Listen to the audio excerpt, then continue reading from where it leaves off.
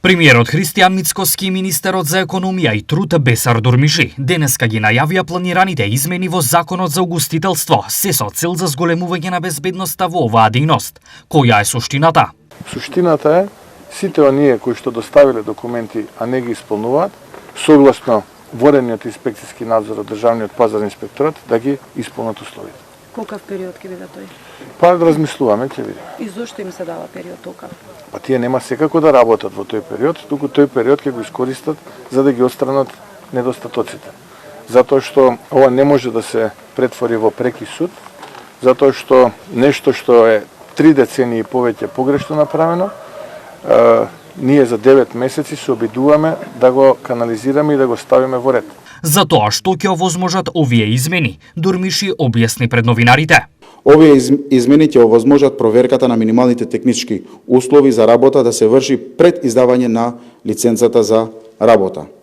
Со тоа пријавата за исполнување на минимални технички услови за вршење угостителска дејност, пред да биде доставена како попратен документ во барањето за лиценцата, ќе треба да има потврда за незината веродостојност од Државниот пазарен инспекторијат. Во една од главните измени е одземање на лиценцата, а не како досега, забрана за работа во угостителската дејност. Нормално дека да и сега, значи сите надлежни институции кои се надлежни за да вршат контрола, ако се утврди дека тоа што го кажав на мојот говор дека не се почитува, не го почитува тие законски одредби кои се пишени за давање на лиценца, го известуваат Министерството за економија и труд дека тие законски одредби не се почитуваат од странката и ние одма ја земаме лиценцата.